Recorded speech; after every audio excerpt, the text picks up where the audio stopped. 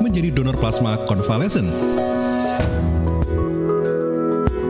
Senin sampai Sabtu jam setengah 9 pagi dan setengah 5 sore. Mau berbagi cerita autis juga, hubungi di WhatsApp di 0811 309 1009.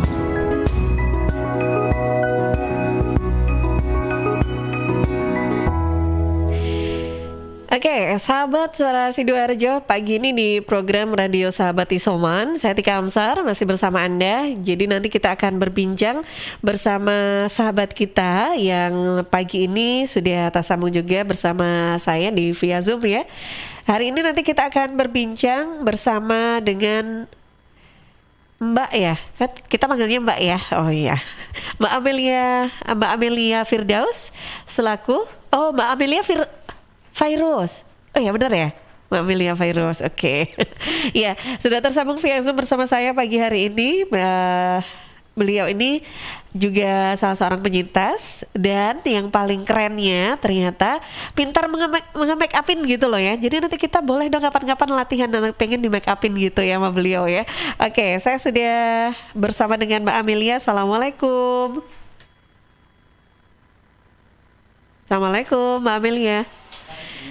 Oh iya, masih mute tuh kayaknya tuh Mbak Amelia. Oke.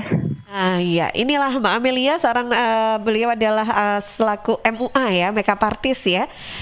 Salam kenal Mbak Amelia. Apa kabar? Alhamdulillah sudah baik, sudah sehat sekarang Ibu. Alhamdulillah. Aduh Mbak, saya panggil Mbak loh. Saya dipanggil Mbak juga aja. Oh iya Mbak. Iya maaf. Oke, baik. Iya, baik Mbak Amelia. Ini alhamdulillah sudah sehat ya, sudah sembuh ya. Emang untuk mulai terkena COVID ini mulai kapan ya Mbak Amelia? Saya itu akhir Juli, tanggal 29 Juli itu mulai gejala pertama. Oke. Jadi tanggal 29, 30, 31 itu masih gejala demam, gejala awal. Nah, demamnya itu hanya pada malam hari nih Mbak. Iya. Jadi enggak satu hari demam itu enggak, cuman gejala demamnya itu berbeda dengan gejala demam biasa. Jadi kalau gejala demam COVID itu yang saya rasakan di malam hari sampai pagi hari, subuh itu rasanya dingin sekali. Padahal rasanya dingin, tapi padahal suhu tubuhnya itu dingin dan sakit semua. Oh, pegel-pegel semua. Sudah. Padahal saya tidur juga pakai selimut tebal, juga pakai celana panjang, kaos kaki, bahkan saya pakai kaos dan sweater itu pun masih terasa sangat dingin. Jadi kayak dinginnya ke tulang-tulang gitu, Mbak. Oh, ya Allah, iya gitu. Ya. Itu tiba-tiba begitu atau ada kayak gejala batuk, pilek dulu gitu terus diikuti demam gitu atau cuman demam aja itu Mbak Amelia? Saya pertamanya demam 3 hari itu. Hari ke-1 sampai ke-3 gejala demam. Nah, hari ketiganya disusul gejala batuk pilek. Oh, okay. Iya, gejala batuk pilek. Tapi alhamdulillah nggak terlalu parah dan nggak terlalu lama juga. Jadi hari hari ketiga keempat itu benar-benar yang pilek sampai pusing, sampai batuk juga. Cuman batuknya nggak terlalu parah sih, saya nggak sampai yang kalau COVID itu kan biasanya ada, mohon maaf, riaknya ya. Nah itu kalau saya masih bisa dikeluarkan gitu loh, maksudnya nggak sampai tertahan gitu riaknya. Jadi batuknya juga ringan, pilek. Nah pileknya ini yang lumayan lama sampai masa pemulihan gitu. Jadi disusul hari kelimanya itu masih pilek dan batuk, sedikit batuknya, dan ditambah anosmia, hilang penciuman. Oh, itu anosmia mulai hari keberapa itu mulai terasa? Kalau saya hari kelima, Mbak. Kelima itu tadi ya. Jadi nggak langsung ketika anosmia gitu.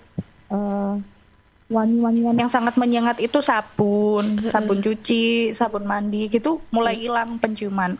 Kemudian saya tes pakai minyak kayu putih, ternyata saya bisa mencium minyak kayu putih, masih mencium minyak kayu putih. Oke. Jadi kalau kalau yang bau wangi-wangi itu sudah mulai tidak tercium. Tapi minyak kayu Iya, putih masih bisa ya.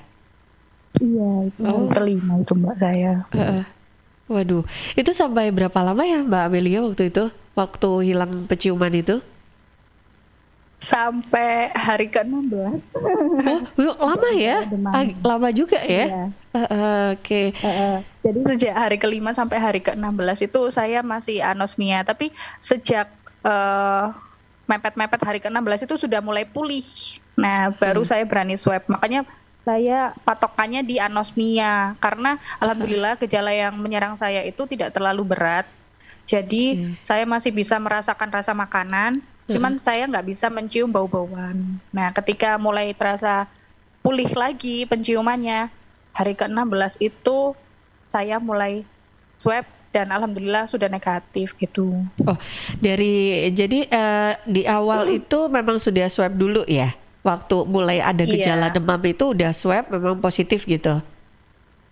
hari kelimanya waktu saya hilang waktu Hilang.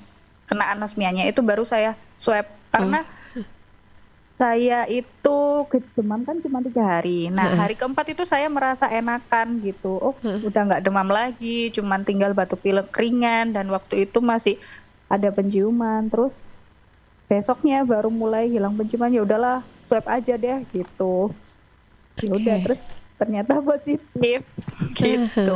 Oke, baik. Nah, Mbak Amelia ini waktu mulai terasa demam, terus ada gejala batuk pilek itu. Nah, itu Ya. memang kondisi tubuh gimana? Emang benar-benar lemes gitu, terus masih nafsu makan nggak sih sebetulnya? Kalau nafsu makan sih biasa aja sih sebenarnya, nggak berkurang juga nggak bertambah karena nggak Iya. hilang perasanya juga, jadi masih bisa merasakan makanan. Oke, nah itu waktu memang pada saat mulai drop tentang mulai terkena gejala yang demam itu memang kondisi tubuh memang udah mulai terasa mungkin capek terlalu banyak aktivitas atau gimana gitu, terus kok tiba-tiba langsung kena demam gitu. Awalnya sebelum kena demam Iya, itu kayak gimana gitu, Mbak? belum kena demam itu saya sebenarnya di rumah aja, kebetulan juga lagi WFH, Heeh, terus nggak tahu ya kenanya dari mana, saya juga bingung heeh. sebenarnya. Oh, Nah, mungkin nggak lagi pas make upin gitu ada klien gitu, mungkin jatuhnya. kebetulan lagi nggak ada klien. Heeh. Nah, Oke. curiganya gini Mbak, waktu sebelum saya kena sakit gejala pertama itu, mama dan almarhum papa saya itu terakhir kali keluar tanggal 26-nya itu hari Senin. Nah, itu terakhir kali keluar ke temannya, ke kerabatnya. Nah, Di pulang dari Sidoarjo, situ, di mana itu? Di kota apa tuh? oh masih di Malang-Malang aja sini. Saya di Malang kebetulan. Oh, nah ini di Malang ya. Ini yang tadi semua tanya di Di Sidoarjo atau di Malang. mana nih di Malang ya? Iya, posisi Oke. saya di Malang. Heeh. Kemudian orang tua saya keluar sehari, pulang pulang kembali, terus besoknya itu bergiliran, demamnya bergiliran, nggak langsung ke saya gitu. Jadi pertama mama saya dulu yang demam, malahan besoknya. Heeh. Tapi Mama waktu itu memang Terus besoknya kenapa? lagi papa saya yang demam, besoknya lagi demam. Oh, gitu. Jadi Bergiliran. beriringan memang begitu ya, Mbak ya? Iya Heeh. gitu. Cuman ketika swab semua, anggota keluarga saya berempat. Saya punya adik satu. Nah, kemudian ketika saya mulai kehilangan indera penciuman itu, anosmia, Heeh. semuanya swab. Dan ternyata hasilnya yang positif itu saya dan almarhum bapak saya. Kemudian mama dan adik saya alhamdulillah negatif. Gitu. Oke, gejalanya memang berarti semua sama ya, dimulai dari demam dulu gitu ya. Heeh. Terus ke Iya betul. belakangnya ini gimana? Apakah berarti waktu itu langsung isolasi mandiri sendiri-sendiri gitu? Terus gimana nih aktivitasnya di rumah waktu itu? Jadi sejak dinyatakan 2 positif 2 negatif itu, saya dan almarhum bapak saya di lantai atas, di lantai 2, Heeh. mengisolasi mandiri di rumah sendiri. Iya. Kemudian mama dan adik saya di bawah gitu. Heeh. Jadi sudah lapor RT juga, kemudian dari RT diteruskan ke puskesmas. Heeh. Dari pihak puskesmas mencoba menghubungi ke nomor HP papa saya. Heeh. Tapi saya agak sedikit kecewa sih dengan puskesmas di sini. Boleh disebutkan nggak ya? Jangan ya. Jangan. Nah, iya. Agak kecewa karena hanya dihubungi saja sehari itu aja. Iya. Memang kebetulan nggak keangkat oleh papa saya, entah error, entah belum masuk, entah sinyalnya nggak masuk juga. Nah, kemudian saya minta bantuan apa tuh namanya ketika kondisi papa saya kritis tuh, minta bantuan ambulans, ternyata nggak dikasih. Terus alasannya apa tuh Kak dikasih? Ketika selama 3 hari nunggu di rumah itu kondisi saya dan papa saya itu berbeda, Mbak. Jadi kalau saya itu masih stabil di gejala yang anosmia itu paling parahnya, nggak sampai sesak, nggak sampai batuk berkelanjutan. Nah, kalau papa saya beda. Papa saya nggak, setelah demam, terus batuk, pilek. Tapi pileknya itu nggak parah, cuman batuknya yang parah. Batuk kering gitu kali ya? Batuk berdahak, tapi dahaknya nggak bisa dikeluarin. Oh, iya gitu. Iya. Oke. Nah, itu tambah parah, nggak bisa dimasukin makanan. Kalau dimasukin makanan batuk keluar lagi. Terus kalau bicara juga tersendat dengan dahak di tenggorokannya. Jadi nggak bisa bicara panjang-panjang gitu. Selalu tersendat dengan batuknya, tersendat dengan batuknya gitu. Jadi 3 hari di rumah isoman setelah dinyatakan positif itu papa saya semakin menurun kondisinya, saturasi oksigen semakin menurun, terus bertambah sesak. Nah, selama itu kami tidak ada penanganan dari puskesmas, jadi kami juga mencari bantuan sendiri, telepon-telepon rumah sakit yang menerima pasien COVID gitu kan, itu juga atas arahan dari puskesmas. Jadi di sini peran puskesmas yang saya minta tolong itu cuman mengarahkan aja gitu, tidak melobi rumah sakit gitu. Jadi ya sudah, semua rumah sakit mulai dari Lawang, Singosari, Malang, Karanglo, di Malang kota itu sudah ditelepon. Nah, ditelepon via pulsa, semuanya menolak karena alasannya ruangannya penuh. Oke, ya jadi baru melobi lewat telepon ya, bukan langsung datang ke sana ya. Alasannya ruangan sudah penuh semua gitu ya. Oke. Betul. Terus? Lalu kemudian saya telepon lagi ke pihak puskesmas, minta tolong dong dilobikan untuk ruangan 1 pasien aja untuk papa saya gitu kan, karena saya rasa saya bisa isoman sendiri di rumah gitu. Dan keluarga juga memutuskan iya memang yang butuh perawatan oksigen itu papa, boleh. Ya udah, dari pihak puskesmas saya hubungi lagi, mama saya sih kebetulan.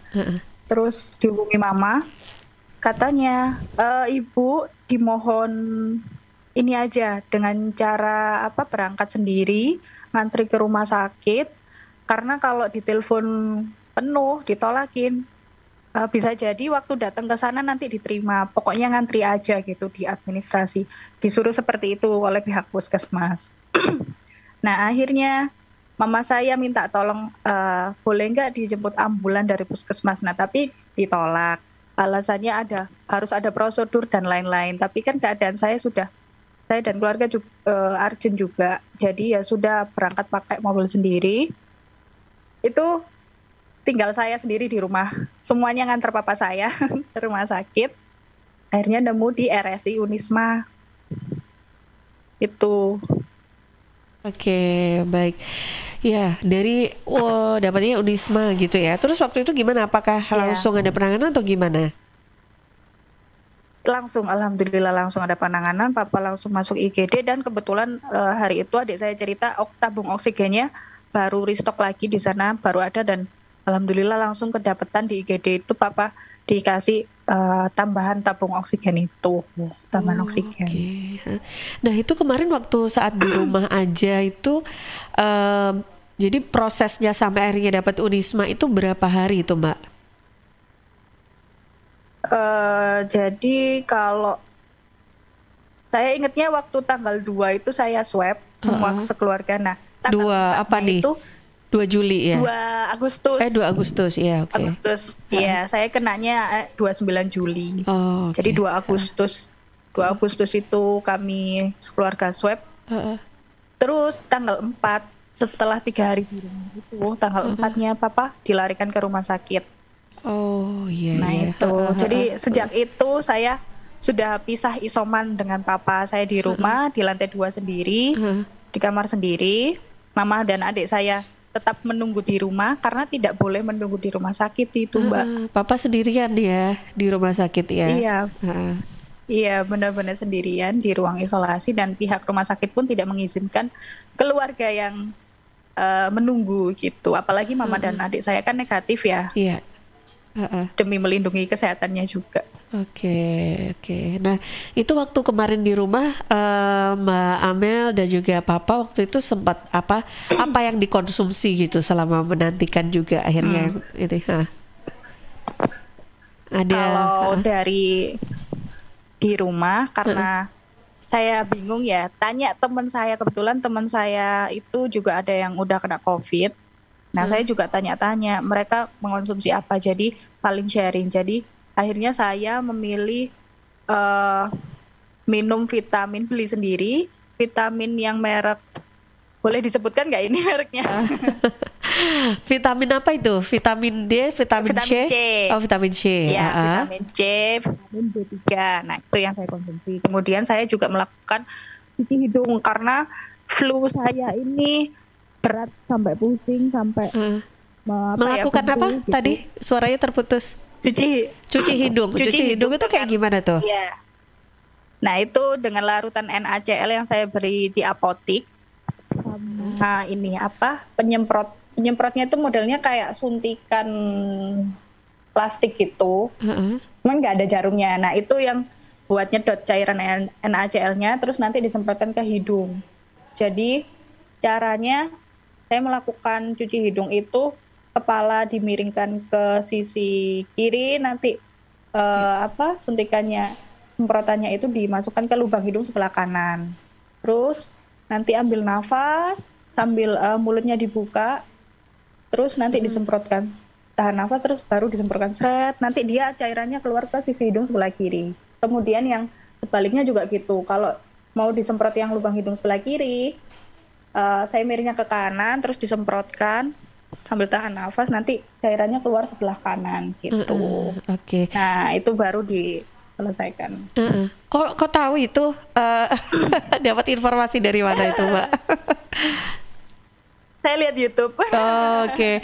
Nah, jadi larutan NaCl yang dicampur dengan air ya, biasa gitu?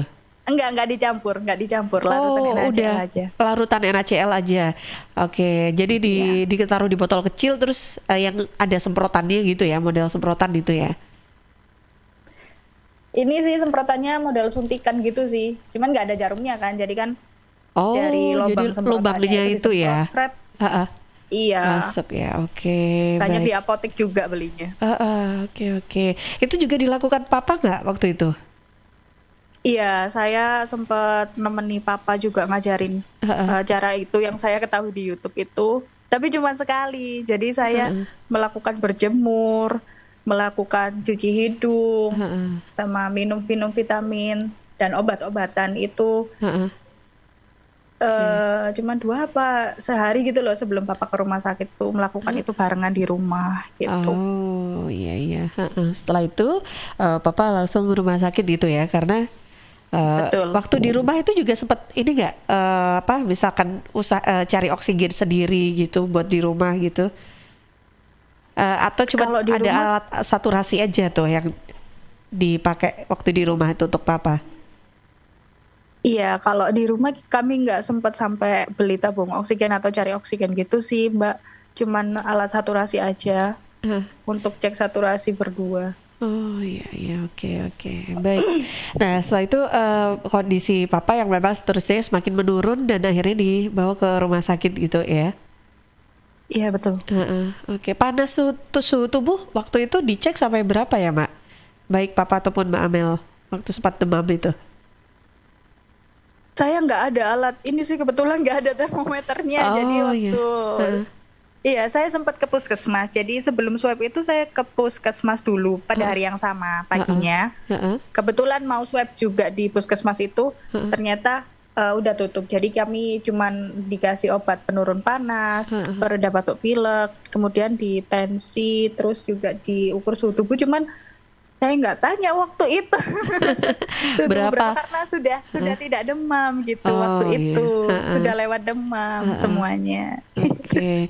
Kalau tensi juga nggak tahu ya, dicek berapa gitu. Kalau tensi kebetulan yang saya ingat saya normal ya. Oke. Iya. Baik. Iya. Jadi memang kondisi antara Papa dan juga Mbak Amel waktu itu memang berbeda gitu ya. Memang mungkin karena masih muda itu ya. Jadi daya tahan tubuhnya mungkin masih kuat gitu Mbak Amel ya. Kalau Papa usia berapa? Jadi. Papa saya 57 Mbak. 57 ya. Dan itu setelah dilarikan ke rumah sakit, berapa lama di rumah sakit Mbak Amel? Dari tanggal 4 sampai tanggal 10 itu kira-kira 1, 2, 3, 4, 5, 6, 7 hari. 7 harian ya. 7 harian. Iya. Oke. Ya. Itu sama sekali tidak bisa dijenguk ya Mbak Amel ya? Iya, oke. Kendala di sinyal ya. Kita ratikan sambungan kembali bersama Mbak Amel. Ya, sahabat, di program radio Sahabat Isoman pagi ini kita berbincang bersama Mbak Amelia. Nih, beliau adalah aktivitasnya sehari-hari sebagai makeup artist, salah seorang penyintas juga. Dan kemarin pada saat positif COVID ini berbarengan juga ternyata dengan almarhum ayah dan tercinta dari Mbak Amel ya. Kita coba untuk menantikan kembali sambungan bersama Mbak Amelia. Terputus? Iya.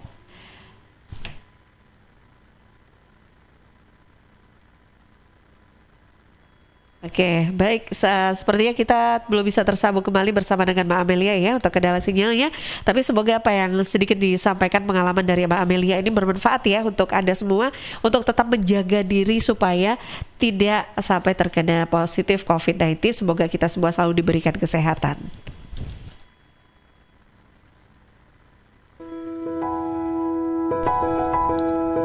Radio Sahabat Isoman, Senin sampai Sabtu, 8:30 pagi dan 8:30 sore, hanya di Suara Sidoarjo.